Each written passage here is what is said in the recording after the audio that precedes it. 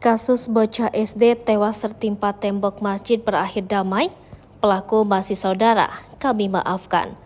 Bocah SD bernama Gian meninggal setelah tertimpa tembok masjid yang roboh setelah tertabrak motor pelajar SMP, Senin 18 September 2023. Insiden tragis itu terjadi di area parkir Masjid Raya Lumbuk Minturun, Kecamatan Kota Tangah, Kota Padang.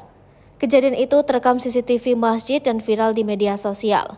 Akibat kejadian ini, korban mengalami luka pada bagian kepala dan sempat dilarikan ke rumah sakit. Namun, nyawa korban tidak tertolong.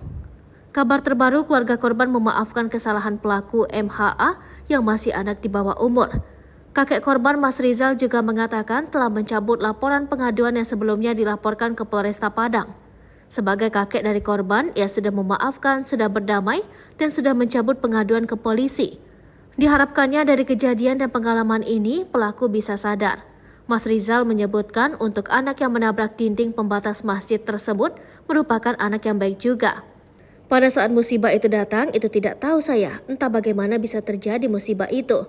Yang saya ketahui tentang anak ini merupakan anak biasa dan tidak suka ugal-ugalan katanya. Ia melihat selama ini cucunya yang paling besar ini merupakan anak yang kesehariannya ceria, banyak teman, suka bermain dan berenang ke sungai.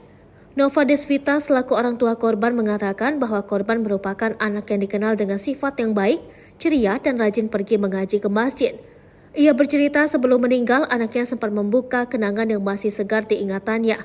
Dengan berurai air mata, Nova mengingat anaknya tidak pernah berperilaku seperti itu sebelumnya. Ia mengingat anaknya biasanya akan marah kalau kue atau makanannya diminta oleh adiknya dan tidak mau mengalah. Terkait kejadian ini, Nova dan keluarga telah mengikhlaskannya.